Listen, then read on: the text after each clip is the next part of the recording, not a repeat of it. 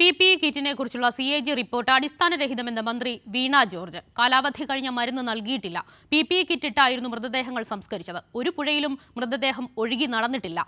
വിദേശ രാജ്യങ്ങളിൽ നിന്ന് പോലും കേരളത്തിലേക്ക് ചികിത്സയ്ക്കായി കോവിഡ് കാലത്ത് ആളെ വിട്ടുവെന്നും മന്ത്രി പറഞ്ഞു. CAG റിപ്പോർട്ടുമായി ബന്ധപ്പെട്ടിട്ട് സാർ ഇവിടെ പറഞ്ഞത് ആ പറഞ്ഞ കാലഘട്ടത്തിൽ എക്സ്പയറി ഡേറ്റ് കഴിഞ്ഞ മരുന്ന് നൽകി എന്നുള്ളതാണ്. അവർ ഡ്രാഫ്റ്റ് റിപ്പോർട്ട് വന്നപ്പോഴും സാർ ഈ കാര്യം പരാമർശിച്ചിരുന്നു. കൃത്യമായിട്ടുള്ള മറുപടി നൽകിയിരുന്നു സാർ. നമ്മുടെ ആരോഗ്യ പ്രവർത്തകർ ആ നിലയിലുള്ള എക്സ്പയറി ഡേറ്റ് കഴിഞ്ഞിട്ടുള്ള മരുന്ന് നൽകിയിട്ടില്ല. ഇക്കാര്യം CAG അറിയിച്ചതാണ്. പക്ഷേ അവരുടെ ഫൈനൽ ഇതിൽ അങ്ങനെ തന്നെ വന്നു എന്നുള്ളതാണ് നമ്മൾ കാണുന്നത്.